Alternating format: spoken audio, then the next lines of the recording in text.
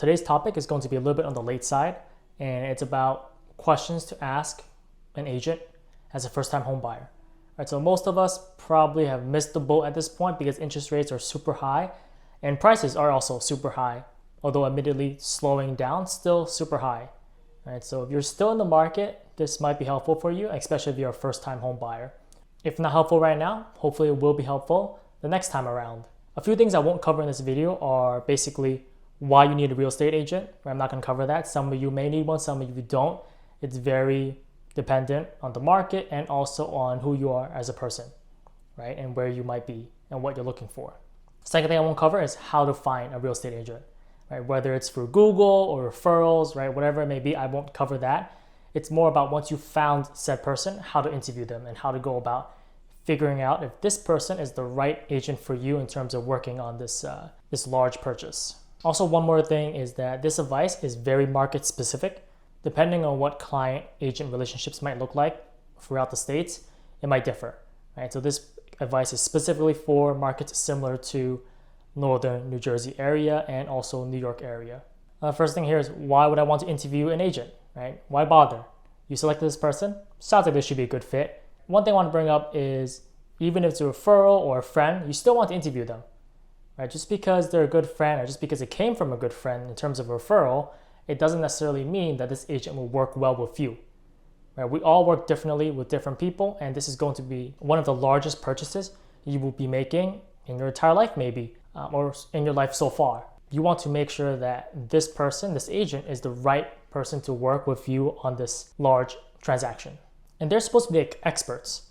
Right? They're supposed to be smart, they're supposed to be negotiating on your behalf. Things that you can't do, they should be able to do. That's the whole point of an agent.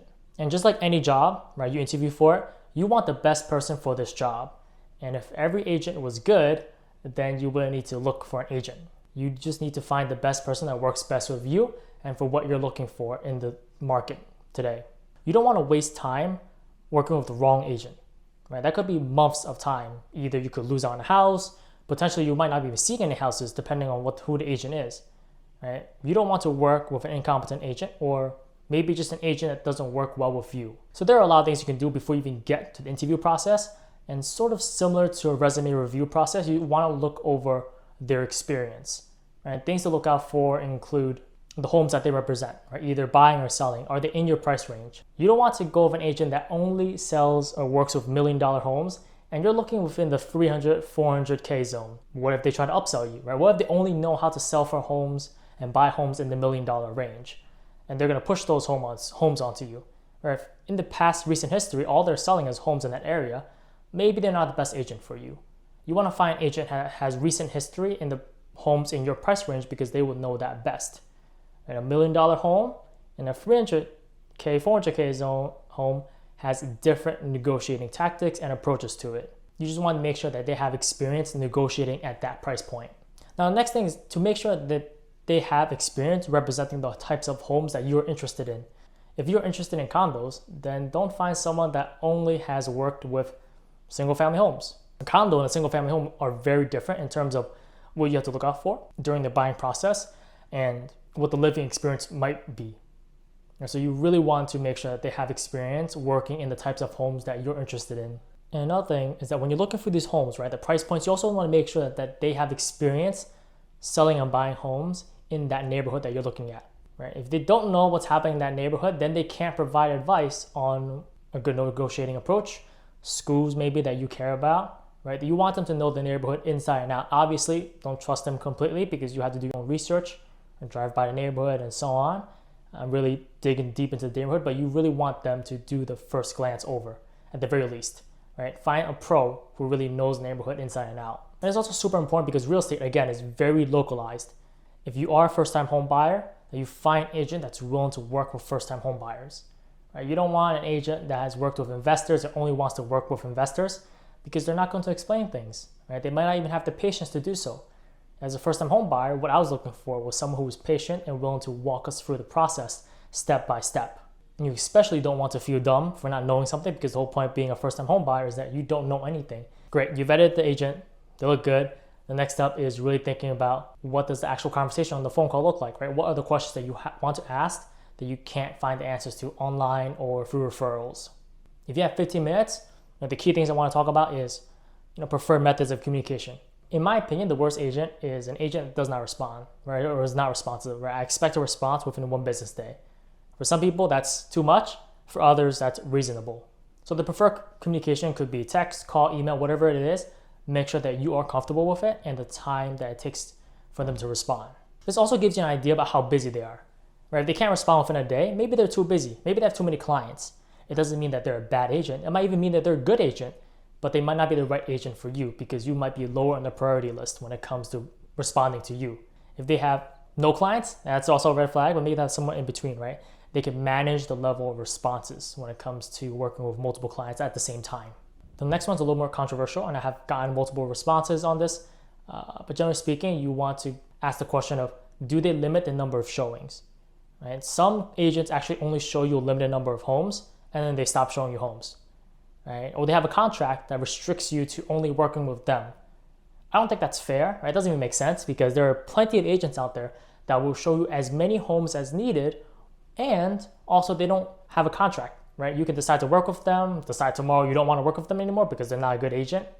Right? You want to have the freedom of choice, and they shouldn't lock you in to that agent. Obviously, once you make an offer and the offer gets accepted and so on, there are contractual obligations depending on where you're from and what the contract states. But in the case of you're still looking for a home and you haven't made the offer yet, and they can't get you a good offer or an accepted offer, maybe you want to go with someone else, right? You always want to weigh out. Next up is asking about the market, right? And your timeline, right? You walk them through your timeline. When do you have to move out? When are you looking to buy the home? Do you have a lender already? Do you have an attorney already, right? Talk to them, walk them through your timeline, and if it makes sense. If they tell you it doesn't make sense, ask why, right? Learn more about the market. This is also an opportunity to dig in and figure out if multiple agents have similar responses. And when you're learning about a specific market and neighborhood, generally speaking, agents should agree on the nature of that market. And if agents are giving you different answers, that implies something else is going on. So it's also an opportunity to do market research as you dig into, as you pick the minds of these experts.